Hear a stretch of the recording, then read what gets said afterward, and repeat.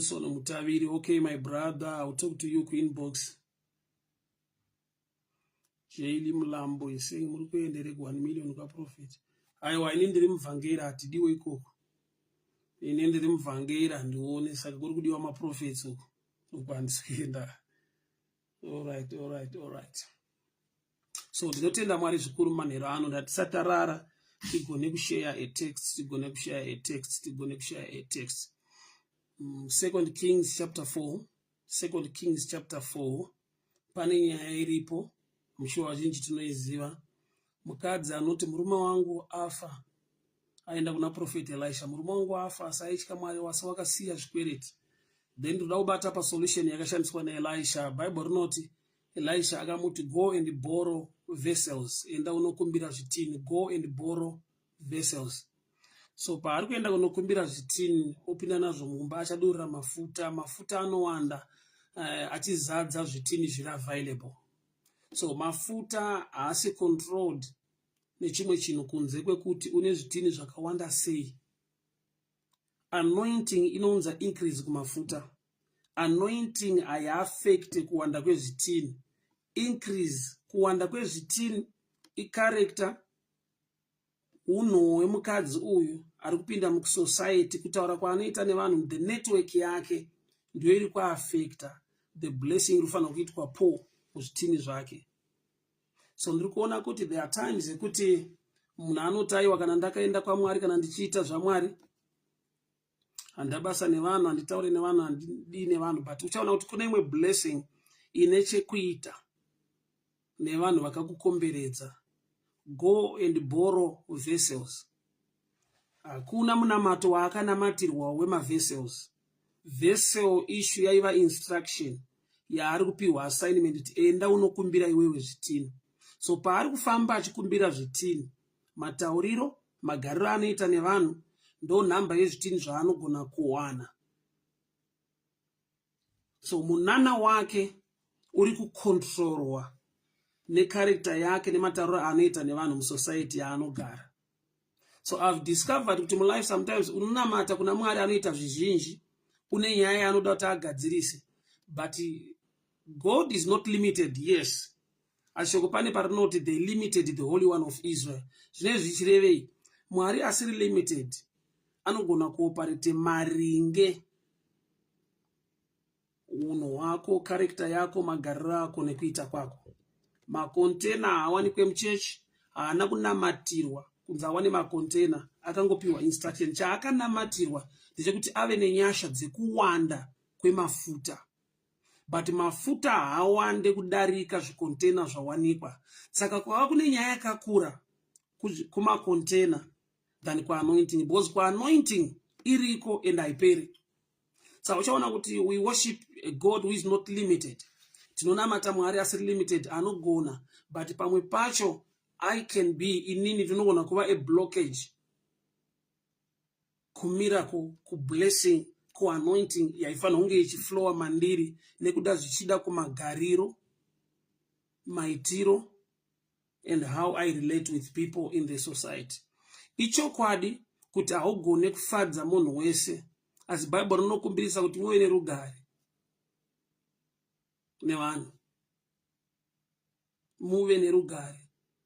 So pane zvimwe zvokuti wabva mukunonamata, wakumbira nyasha kuna Mwari nezvese, still pane a role to play kuti zvitini zvako zviwane mafuta. Ndiwo unotsvaga, ndiwo unopinda musociety, ndiwo unotaura nevanhu. So in other words, ndiri kuti vanhu vanogona kuva part and parcel yebreakthrough yako. Go and borrow vessels. Ari kuenda musociety, ari kuenda mucommunity, unokumbira kune vanhu. Remember kuti mukadzi aiva mukadzi wemuprofita, which means pamagariro aita asati afirwa nemurume wake, zvichida aigona kuzvipa class kana status yekuti haano, ina handitaure nemunhu wese wese, ndiri my prophet, zvinhu zvangu zviri right, zvakarongeka. So sometimes kuva humble, kuassociate murugare nevamwe kunogona kuvhura a channel inoita kuti blessing iflow zvakanyanya. So mafuta aya asi kucontrolwa naprofeti kana neanointing. Mafuta ari kushanda maringe macontainers ari available.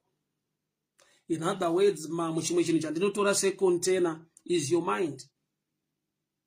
Pfungwa yako, une knowledge, unotenda here zvimwe zvinhu kuti Mwari vanoita. Saka uchiona kuti Mwari vanoshanda maringe kutenda kwauinako. Une zvimwe zvausingatende kuti Mwari vanoita, ende havaite nokuti hauzvitendi, kwete nokuti havazvigone kuzviita, but vari kushanda nelevel of you. So macontainer anogona kuva a shadow picture of your mindset. Daniel 11:32 inoti vanoziva Mwari wavo vachava nesimba, vachaita mabasa makuru. Kurati kuziva kunodenha zvikuru. Vanoziva Mwari wavo, kwete vanozivikanwa naMwari, but ivo vanoziva. Your level of knowledge concerning the things of God inogona kukonzera kuti paitike great exploits. Saka unogona kuva naMwari muzhinji, but woopareta mudimension yezvishoma, kwete nokuti Mwari mushoma. Nokuti Bible rangu rinoti in Galilee Jesu wakaita minana mishoma because of their unbelief. Saka Jesu muzhinji simba raainaro kwese kuGalirea, kuJerusarema, kuJeriko rakafanana, but kune nzvimbo inonzi uku haana kuita zvakakura nekuda kwekuti because of their unbelief. Sa munhu unogona kulimita zvikuru zvida kuitwa naMwari nekuda wani kwekusatenda. So my challenge or my prayer point yandinayo newe mudikani manheru ano ndeyako, magariro ako nevanhu. Haugone kufadza munhu wese, but ngati vavarire kuva vanhu vari right. Nekuda kwekuti kune imwe blessing, kune dzimwe nyasha dzinoflowa maringe your networking with people. Ndinotenda Mwari zvikuru, muropafadzwe murare munyasha, nyasha dzaMwari dziwanzwe, Ishe vakuchengetei, vakugonesei. Regai ndinamate. Baba, ndiri kunamata nevana venyu manheru ano. Favor inobva kwamuri. Takumbira hope dzedenga, takumbira nyasha Baba kuva vanhu musociety vanogona kusalimita munana nekuda kupiyanana nekuwirirana nevanhu. Munyika ine vavengi, munyika yatinomukirwa, takumbira nyasha dzenyu dzitichengete nekutigonesa. Muzita raJesu Kristu eNazareta. Amen and amen. God bless you. Mwari vakuitire nyasha. Dickson Kabwe, Governor Mutsiwa, God bless you. Maitaku, God bless you. God bless you. Farai Hetman Sakala Lais, how are you doing? God bless you. Ophias Paradza, God bless you. But Baba Mozi, Baba Varipano, Vafundis Varipano, Tibatsira, maybe 6 or 7 questions. Tiko Peta session yati nayo. So Tasara maybe 30 minutes for that. So maybe you can quickly do it.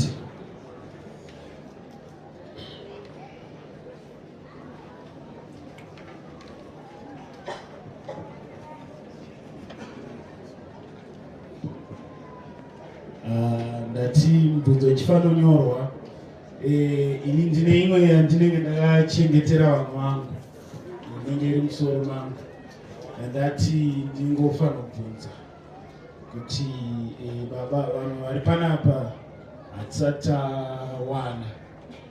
Saka toda kuziva kuti patinenge tichitsvaga paya tinozoziva sei kuti uyu ndiye chaiye. Uyezve tisati taziva kuti ndiye chaiye, unokwanisa kutsvaga kwakawanda here kuti unenge kwakawanda kwaunenge uchitsvakawo kuti unyatsoziva. vanhu vafara mufundisi vanogona kundibatsira kana kuti vafundisi vanogona kundibatsira. Ndingakuda riri mukategori yavakomana takuda vane experience. Ndopanonzi experience is the best teacher. Vakafamba nzendo yacho, vane makore vari muwanano, vanogona kutibatsira kuti zvinofambawo sei.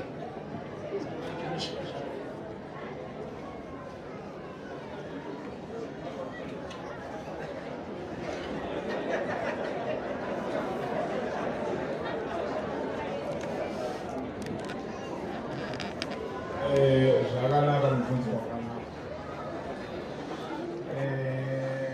Ndomukomana abvunza zvakanaka kuti ndinotsvaka kupi, ndinobuda kunze here, ndinotsvaka kana mukadzi. nyaya inoitika ndeyekuti Mwari tikanamata chokutanga haugone ukana ukanamata Mwari anogona kukunongedzera, asi kana akunongedzera usati waita zvese chokutanga bvunza vamwe naMwari kuti ndiye here munhu iyeyi wauyu wandasangana naye. Mwari anokuudza kana kuti hungu kana kuti kwete. Kana ati kwete osiya wotora next door.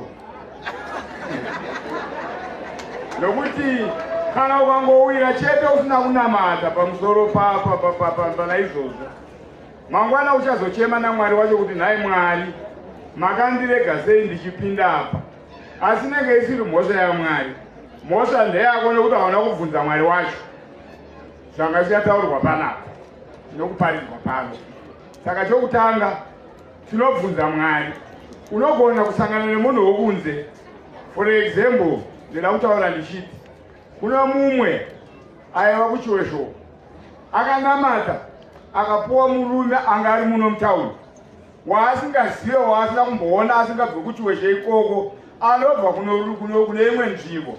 Asi Mwari akazotsvaka nzira yekuti vanhu ivava mumwe wacho aibvawo zvakaita kana urungoko, iye ari kuchiwesho ndiko akanamata ari.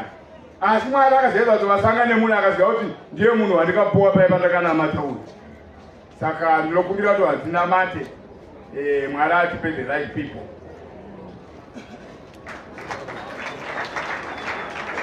Tinotenda zvikuru. Amene pane mumwe mukuru here ane zvekutsinhira.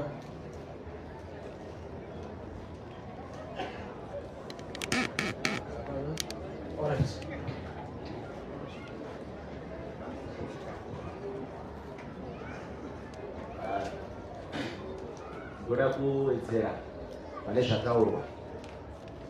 Relationship yamamuchiparidza ikatangira, haifaniri kutangira kuvakomana nevasikana, asi ukagara uchinamata uchinzwa inzwi raMwari. Paunopinda murelationship, inzwi rawagara uchinzwa uchinamata, ukatora munhu asiye, rinokutaura kuti musikana wadanana naye haasiye. Saka inzwi hatifaniri kuzorinzwa because tamu relationship. Tinofanira kungogara tichinzwa inzwi raMwari. Saka ukagara uchinamata, kana wadanana nemunhu asiye, Mwari anotokutaurira pamwoyo pako kuti munhu wadanana naye itsotsi, haasiye. Iwe woita zvako nharo kuti ndinomuda idhudhu rakanaka. Asi ukagara uchinzwa inzwi raMwari, Mwari anokutaurira kana wapinda murong relationship. Thank you.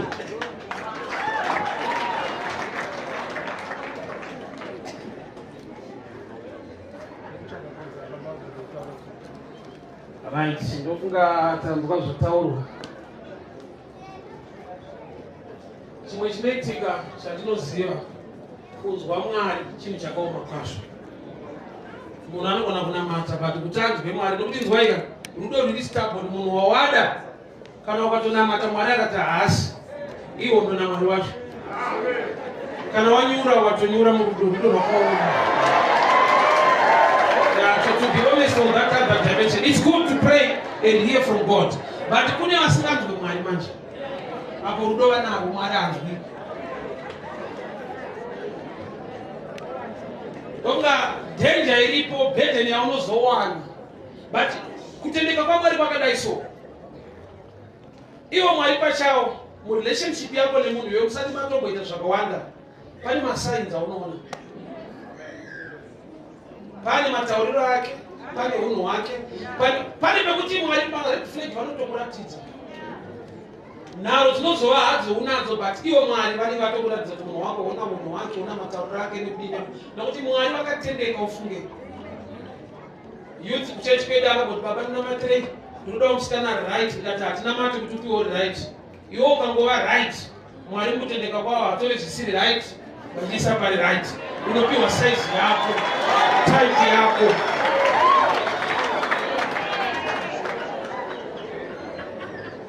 Saka ukasanzwawo Mwari, ende Mwari vanogona kutozvinzwa kuti hausi kuvanzwa, but vanokubatsira nemasigns wenguva, une zvaunogona kuona. Unoyazoona kuti mashaudhiro anokuita pakanyaya yakadiki so. itoriwoni ngekuti kumberi munhu akutonzi ndini mai vepamusha pakuti inini izvezvi haasati ane senemu yako but matukiracho wati mwakutonzi mai Sibanda unopfidza some red flags sometimes unomaona nekuti Mwari onzwa kuti hausi kunzwa but vanokupa zviratidzo kutoona unhu wake unamata kana kutoya kuchechi zvimwe nguva unotoitawo kumanikidza kunamata iye musikana wacho uri kuda wacho uya anopa excuse yekusada kunamata ikwe kusada Mwari ozoda iweyo pakatoma pakusada ari mupa upenyu ozoda iweyo zvako tinotenda zvaita here mukoma maquestions aya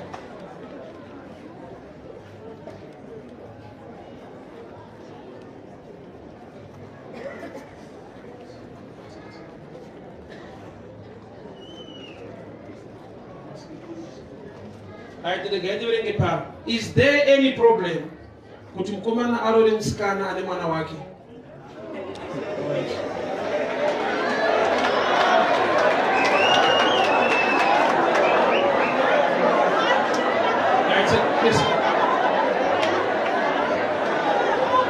Tinotenda vabereki gaitinzwe panel yevadare but ini chandoziva question yakanaka but yekuti musikana ane mwana wake azvinzi amai ane mwana wawe maybe kagood way maybe inzira inenge ine petrol hazvina problem wana chidanana but rudo rune problem one harisi rwenyu muri two rine dzimwe nyika dzinopindira wega unozvida hauzvide to be honest relationship yako nemunhu wako muri two haisi enough vekwako vane zvavanotaura bozi kuroorana kujenana kwemhuri mbiri hapana mberi kwako paachanyarara nokuti une munhu wawada tiri vanhu ipapo ngatipanzwei asi zvenyu muri two unoti wada munhu wako timu rekwako dare rekwenyu unoti hatiitiko izvozvo ende muzorarama muri two musina hama dzamunomira nadzo hazviko so inyaya yakakura manje yekuti inombozewa kwenyu ndiye munhu wandada nemunhu wake zvekuti kana mukasamuda ini ndamuda ramangwana rekuti murarame muri two musina hama ari tiri vanhu ndokurarama kwacho saka hazvina kuipa but zvine macomplications ekuti zvinopindirwa nevazhinji veukama unopedzisira usina ukama nehama dzako saka inyaya yakati kurei but madanana hama dzakubvuma kune vamwe vabereki vanomukutaiwa mwanavo tinomira nesarudzo yako kogoita vanoti kwedu hatidaro saka dzimba dzinosiyana saka unenge wakutombosuma dare rekwenyu tinoti wokudii handiziva vamwe vane mhinduro ipapo alright a person. How do you find out or know your purpose or your gift in the house of God? Ungaziva sei purpose kana kuti chipo chako mimba ya Mwari. Ndichakupa experience side of my story. Ina handina kuprofitwa kunzi nomuvhangeri. I had a dream. Mwari une nzira dzakawanda dzekutaura nadzo. I had a dream. Muhope ndikatoudzwa ndakanzwa izwi ndikati zvaoniteni zvino ndakanzwa izwi ndakanzwa zveshuwa ndichitonzi enda unoparidza apo uparidza wacho hakuna kwawati waparidza enda kustreet enda parod enda parengi unoparidza unotanga kuzvibvunza kuzvitongesa handina kwandakamboparidzwa hakuna vanhu vakambozviona kuti ndine chipo but Mwari pavakaisa izwi iroro vakandipa conviction kuzvinzwisisa kuzvigamuchira kungozvinzwa kuti ndizvo Mwari vakaisa chinhu mauri vakaziva kuti uri kuzvidhauta uri kuzviramba vanoramba vanokuisa palevel unozvinzwa kuti aiwa hakusi kufunga kwangu ndiye Mwari. First day ndakamira parengi ndichiparidza ndakaparidza zvekuti ndakadzokera kupa ndichizvibvunza kuti ndinere nandichitaura izvi ndazvitora kutiko zvese izvi. That was a sign kuti Mwari vane chavaisa mauri. And area ine calling yako you don't struggle to do things.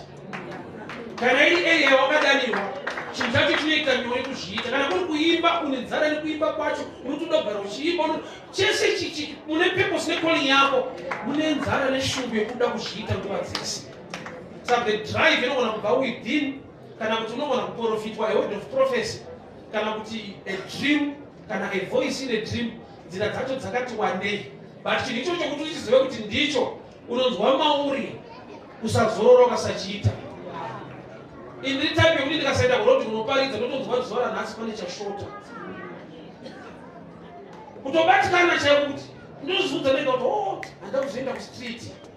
Why? Because Mwari akachidyara I'm wired to do it. Ende ndinonzwa joy ndikazviita. Vamwe vachinondinyarira so tsanopa road boy ndomushe nazo. Why? Because kana une chimwe chipo maurika usadarise kuti vanhu vese vachakusapota. Handine chipo but hadi kumira neni, kana une chipo itomira. Vanhu vane tsika yekusapota munhu haakuita kuita ane pfungwa yekuda kuzoita. Vanhu havasapote vision yako, vanosapota kana waestablished.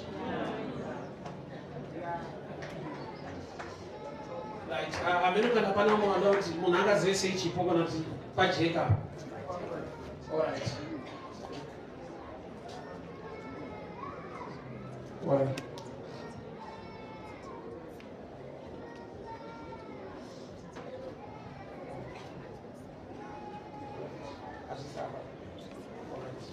Nditaure andaudzwa ndozoverenga izvi. Pana abvunzwa kuti saka Mwari wacho tinomunzwa sei? Right. Mwari vanotaura nenzira dzakawanda dzakasiyana-siyana.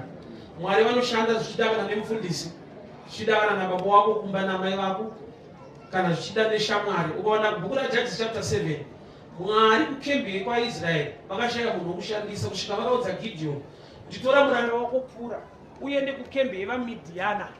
MaMidhiana anga ari maenemies, vaida kutorwa nawo. Asi Mwari vakati kudii? Tora muranda wako uende kukemberi vaMidhiana. Unonzwa kuti vari kuti kudii?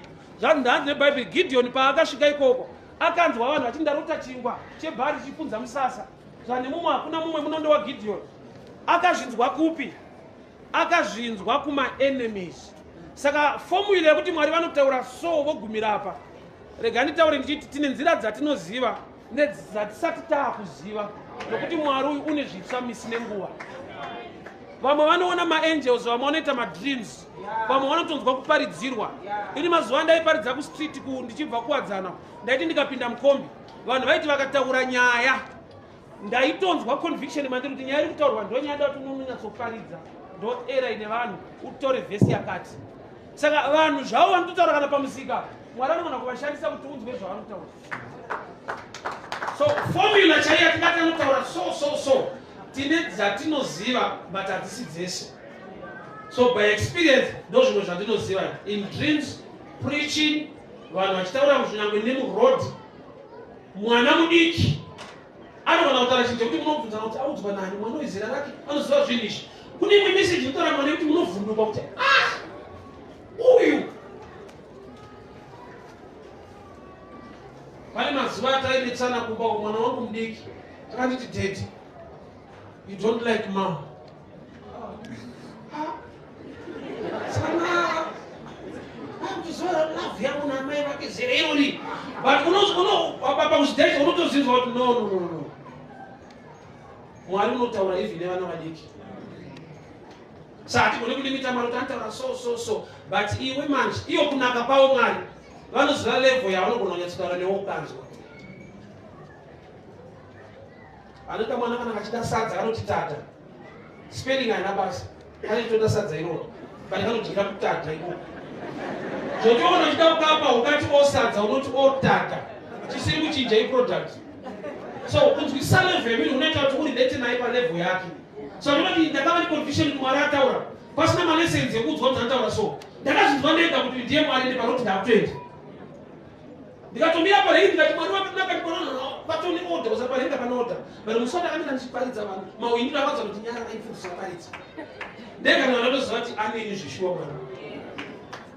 You always give you a sign kuti ndiye ari kutaura muupenyu hwako. Rega ndiverenge kaburai panapa.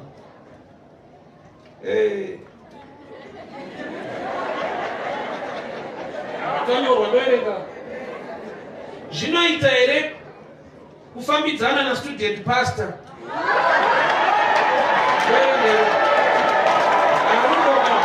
Student pastor munhu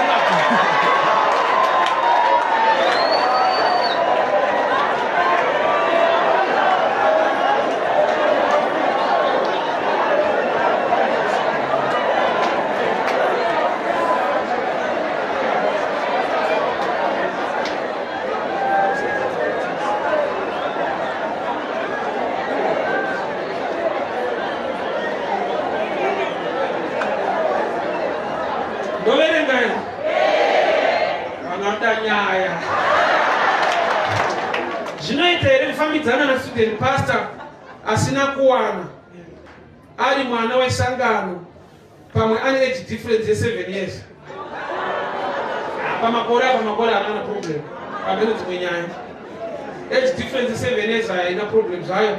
Student pastor munhu ende pamwe ndomukana wako kuita maimfundisi yanga yakaipera.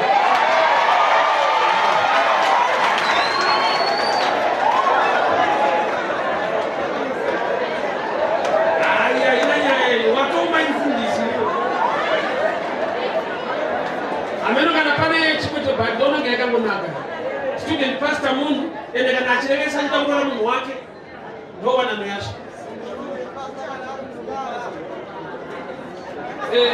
Ndizvozvo rudo sometimes harina basa kuti ane degree uyu ndiengineer uyu ndiani.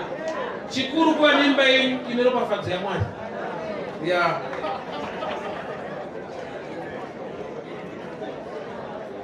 Ndiri muyouth but married.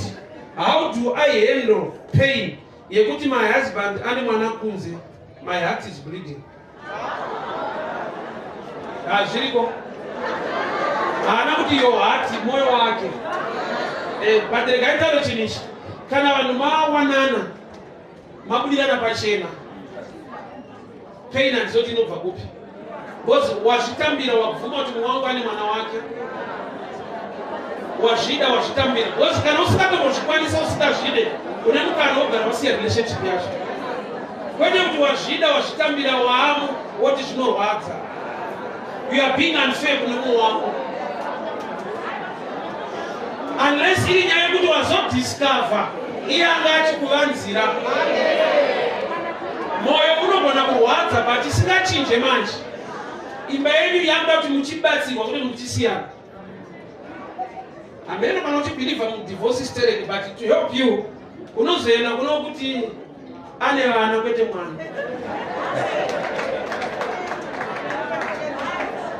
Why? Because dzimwe kuprotecta kwaaita achikuvanzira.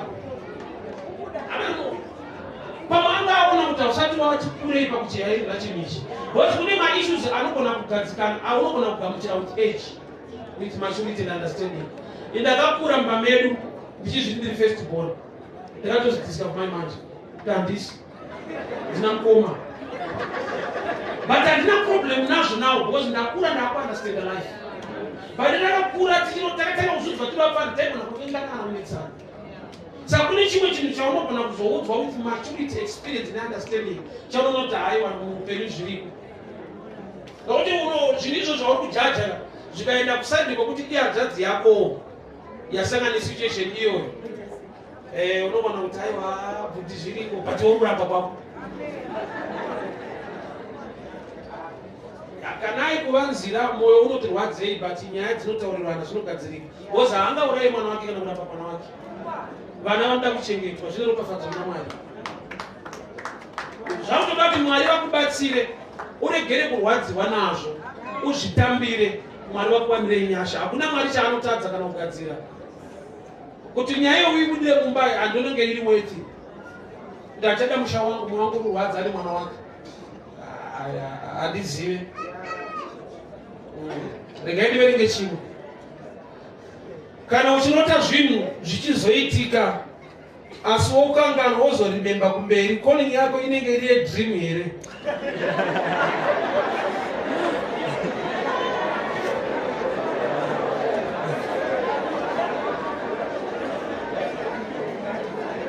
Munhu ari gifted in my dreams must also be prayerful.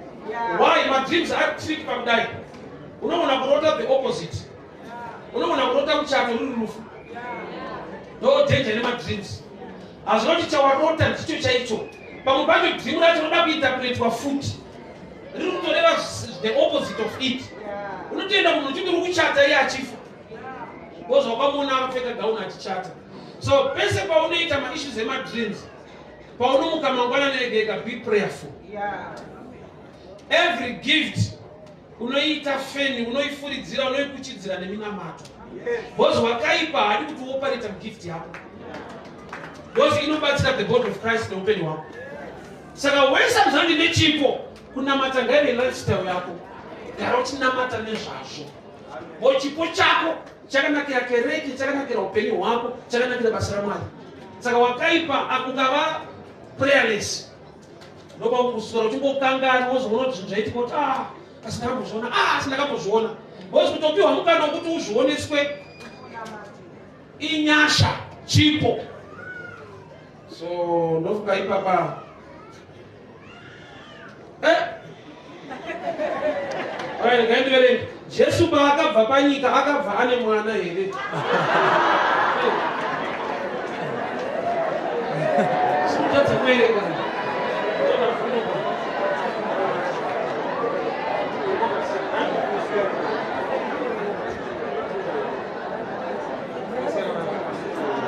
alright yadarika vanhu vangoseka saka yapindurwa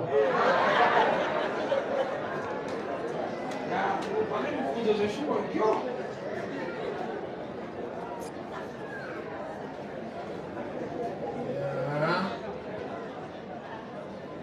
ndofunga mapepa ari panapa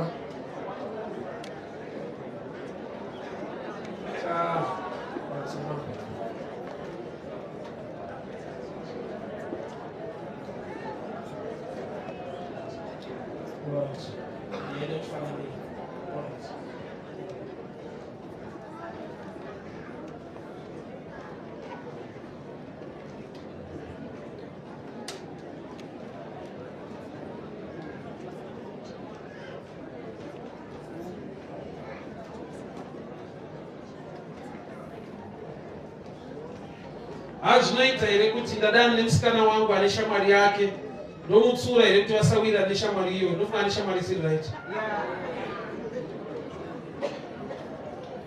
munoonesana the reason why usingade kuti atape nemunhu iyeyo but panoitiki pari dangerous kupa munhu mutemo wasina kuroora kwakatoomei asi kana mune pfungwa yekuroorana muchionesana kuudzana kuti ndiyaonaka munhu wanowira nayo newekubhawa anoita zvakati anoita zvakati ane makuhwa nekudii relationship yedu inogona kuafektwa nemunhu muchidanana muchiwirirana aiwa anosiya bcause haungazoluza imba yako nekuda kwekuda shamwari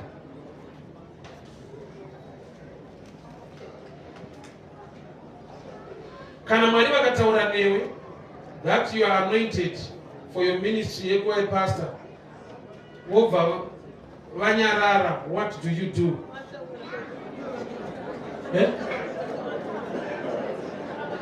kana kuti wobva waregedza manyoro acho wobva waregedza iyo mwari vakataura newe kuti you are anointed for ministry yekuva pastor iwe wobva waregedza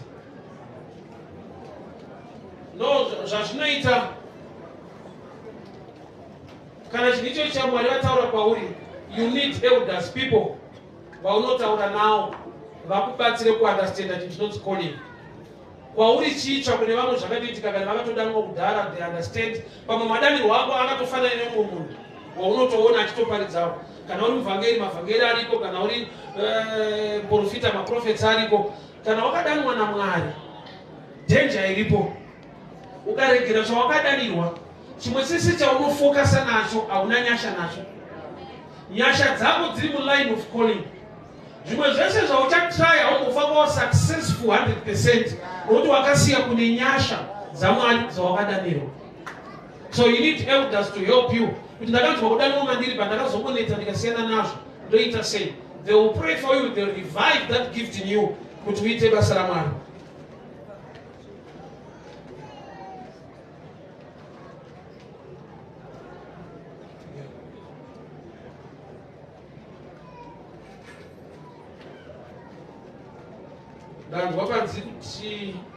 ndanzwa panzi tinonzwa kutaura kwaMwari anotaura sei tagoibata. Ko Bible rinoti who finds a wife finds a good thing. Ndofunga iri malines ezvinhu zvatamboverenga kumashure. Tinatoverenga pane chinonyorwa musha ndinoda kuti tibatsirane kuverenga.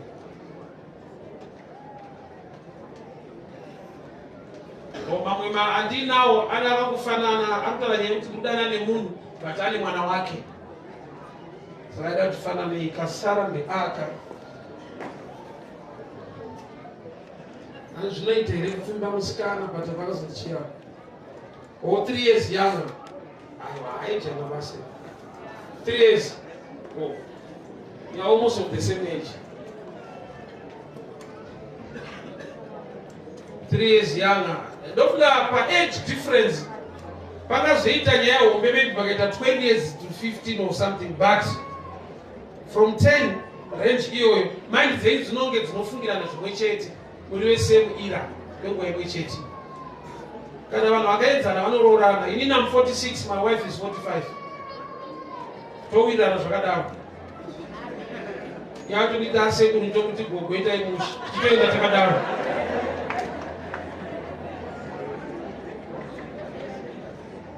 Ende zvinogona kubatsira kuti munoonesana zvinhu zveupenyu from the level imwe chete yeira yamakakura mamiriro ezvinhu nekudini nekudini. You can help each other easily. Ndofunga mapepa atinawo apa tapedza nawo. Sandogona ku alright regai tinamati. Baba takutendai nekuda kwewisdom, nekuda kweuchenjeri, nekuda kwemashoko uye nekudzidza uye nekuonesana nehama neshamwari. Youth ndiyoyi zvavachema zvavanoshumira Mwari vane mwoyo inorwadza marelationships. Ndiri kutaurira nyasha, dzororedzo, restoration, favor, kusimbiswa nekugoneswa muzita raJesu. Amen. Thank you so much, church.